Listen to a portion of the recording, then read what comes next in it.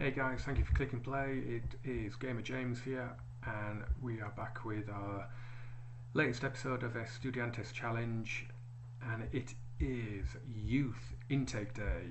Now, everybody who plays a game looks forward to this day. I think it is that day when you get these young starlets coming into your team, and you can see who is there to look out for. Who is there to bring through into your first team over the coming seasons. As you can see, we've got quite a few coming in. My head of youth development has singled out one player, Javier Cavallin, who is listed here. He's a striker. Now, before we look at any of these, I have not looked at any of these. This message came through and I thought, right, let's get this down, let's get this recorded, so I will see them for the first time now as we go through. So I think what we should probably do is look at this one, because he singled him out, my head of youth development, one of the most gifted players to come through the youth ranks at Estudiantes in recent years. Now, he is a striker, so let's see what he looks like first of all. This is Javier Cavallin. He's a poacher and advanced forward, and he looks fairly decent. A bit of work on him, and look at that finishing, the first touch. Great determination, great off the ball.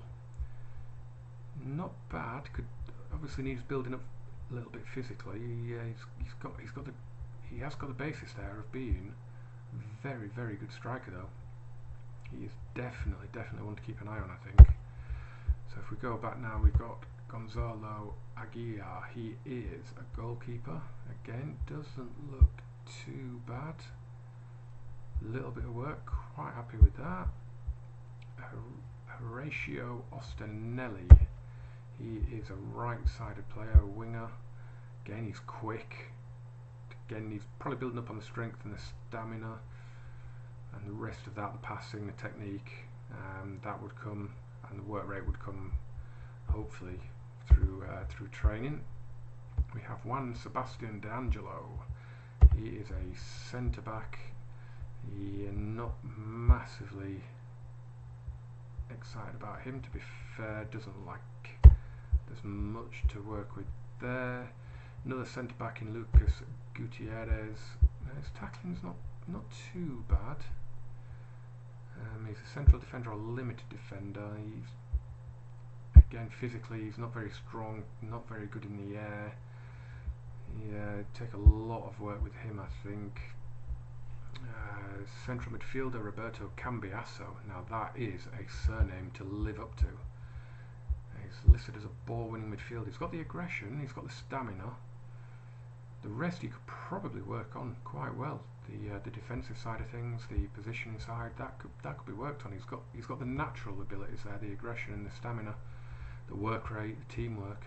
And that's all there. The grounding is there. A little bit of pace. That's an interesting one. That's a good one to be working with. Back to centre back with Martin Castro. No, immediately that tackling jumps out, and the marking. Determination, decisions, positioning is good, aggression, strength is good. So again, that's quite a decent looking one. I'm quite happy with that. Coach these guys right, and there's some gems here.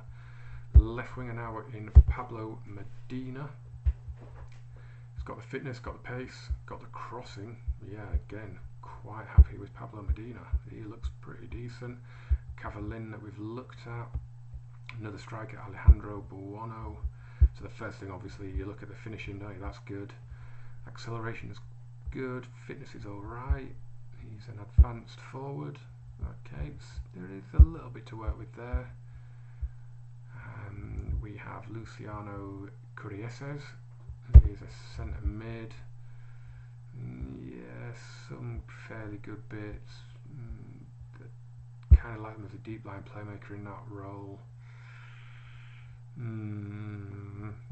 Yeah, would take a little bit of work on him, I think.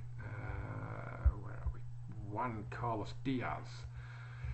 So he's a very attacking player, striker, or a right-sided midfielder, or the number 10. That would be useful, except he's pretty rubbish, I think he looks classic case of jack of all trades, master of none there, really. Not really an awful lot excites me about him. Alejandro Oquera, a left back.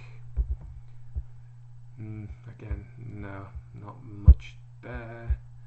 Carlos Fernandez, a right back. Yeah, physical attributes are not bad. Not bad. Teamwork's good. That's good. That's a good basis to begin with. Fitness is good. Pace and acceleration, not terrible. Yeah, okay. Half decent. He's one of the ones that was being looked through there, along with Nestor Ostanelli. We look at now, who's a right and left-sided winger. So but he's left only, so he's inside forward or left. Oh, he's got some pace about him. Let's bring up the winger stats. Yeah, crossing would need to be worked on, passing in general. But his work rate's decent, first touch is good, technique, yeah, okay, one to keep an eye on, I think. That's Nestor Ostanelli. So we have Juan Carlos Moroni, he's in the number 10. Advanced playmaker, he's got the flair, he's got the work rate, got the technique, but not an awful lot else going on with that, but it's a base to build on. It's a base to build on, that's not too bad. And last but not least, we have Horatio Delgado, who is a defensive midfielder or central midfielder. Yeah, not really feeling that, to be honest. But there's a couple of good ones in there. I mean, he's picked out that Javier Cavallin. I'll just have another quick look at him. He does look rather decent. I do like a complete forward. So there's plenty to work on there. He's got the good stats there. The determination's there. Composure, the anticipation. Yeah, he is the one.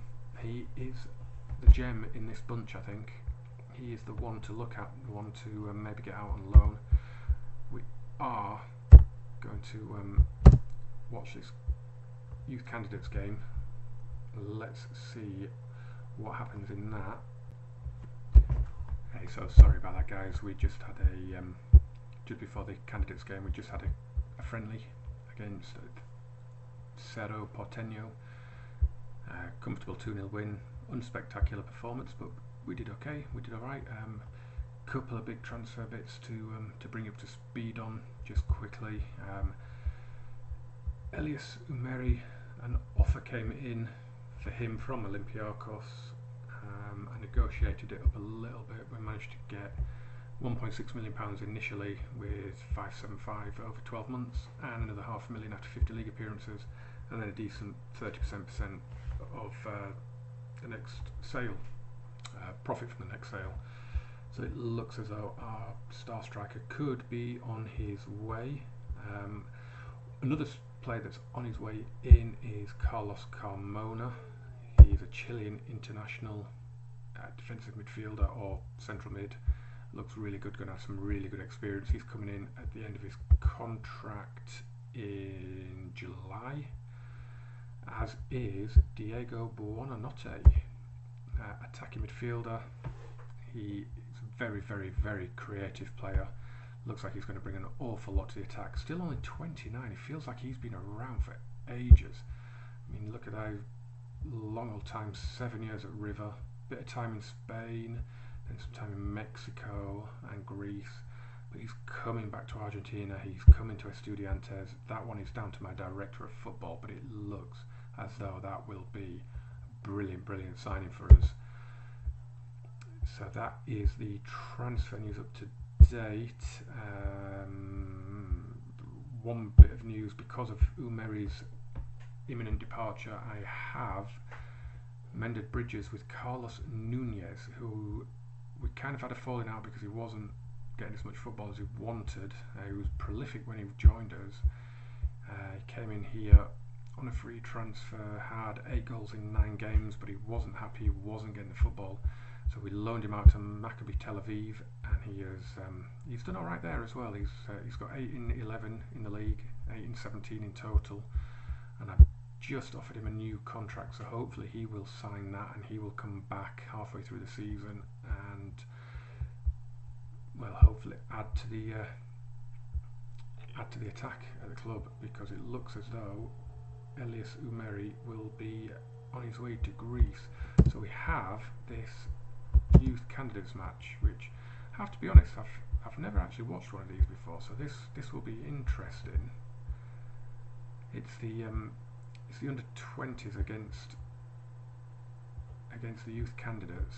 I'm very, very interested to see how these youth candidates get on. Cleared away, a bit of a scramble there. So the youth candidates playing in black. That's Cavallin, who's Delgado's played it forward in Cavallin now, the hot prospect from this youth candidates team. The under 20s have got some good players in there as well. So there's a lot of players coming through that look pretty good. Passing it around nicely here, and a shot just off target.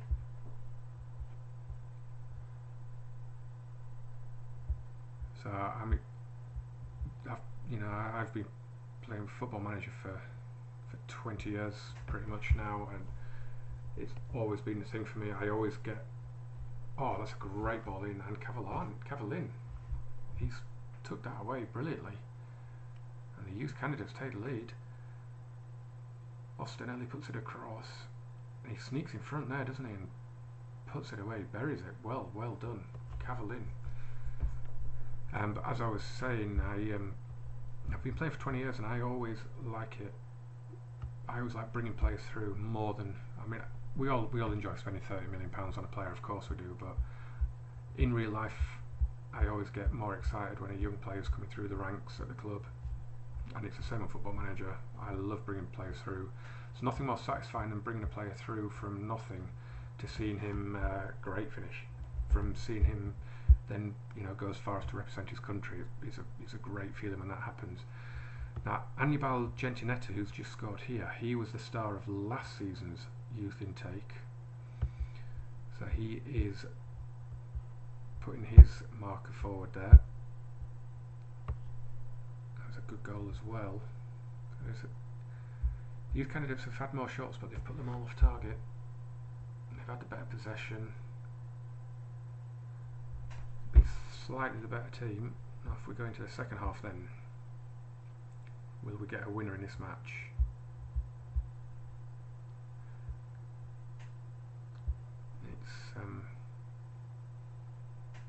So they're not putting many of their shots on target at the minute. Here's Ostinelli and Moroni. Ostinelli and Cavallani, and he'll score at the second attempt. And he puts the youth candidates back in front. He does look like he's got that natural instinct. It might have even come off the defender, the original one, but he's on hand to put it away. He looks like he could have the knack of being in the right place at the right time. This is a kid that could make the step up in the coming seasons if I get that far ahead before FM17 rolls along. 20 minutes to go. Very good display from these candidates so far, and it's going to break here, and Ostinelli's put that one away. And it's 3-1 to the youth candidates. The under 20s are being embarrassed here. It ricochets off a defender, and Ostinelli sweeps that home left-footed. Cavallin would have put that away if not for the hat-trick, but very, very, very encouraging from these youth candidates. I'll be offering quite a few of these contracts when the time comes, I think. But Burgos sneaks in at the near post, heads in on the corner, 3-2. Good corner from Montagna. Swings it in, and look at that run, brilliant. Keeper in no man's land. Burgos heads home, 3-2. Will they rescue a draw from this match? It's always nice to take a little break and watch another game. You get a good sense of how the next generation of your club are coming along. It's Cavallani, almost forces one away there. Ostinelli puts that in. On again, and Gutierrez, the brilliant header. Brilliant header, 4-2, and that seals the win. great first time ball back in, and a super header. Keeper was stranded. Brilliant header. A very impressive display, and they could get a fifth here as Maroney. Oh, he goes to curl one. Oh, didn't miss by much, and that is that. And my youth candidates win by 4 goals to 2 against my current under 20s. That is very interesting. But let's have a look then. So we have just 2 friendlies. I didn't go for many this time. I only went for 5. I normally do a few more than that, but I just wanted to get into the season now. I'm desperate to get this challenge up and running properly, to get into the Libertadores, to have a chance of winning it. So we've got a couple more friendlies to play, and then we've got Gimnasia, our city rivals, at home to kick the season off. And it'll be interesting to see, because with losing the Libertadores qualification tournament at the end of last season and losing the Copa Sudamericana final, I don't know where that leaves us in terms of continental competition for the season. We finished 4th in the division last season, but it's whether we are back in the Sudamericana or not. Because we were runners up, I'm kind of hoping that we might sneak back in to the Sudamericana this season. If we have a look at last season's league table, you see Independiente won it and won the Sudamericana, and they finished 5th in the league as well. So I'm hoping we might sneak in, but it's going to be a long, nervous wait until those fixtures come out, because I can't find whether we should have qualified or not. It'd be a real shame if we haven't. Finishing 4th and not getting into any kind of continental competition would be a travesty. But we will see what happens. We will see what plays out.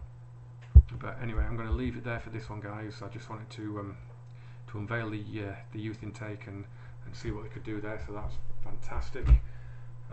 Please, if you click play, so why not click like, click subscribe, turn those notifications on so you always know when a video comes out, and share the channel, let your friends know.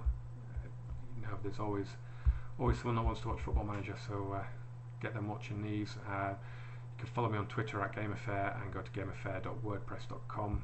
Thank you very much for watching. Thank you very much for clicking play, and we'll see you again soon. Bye bye.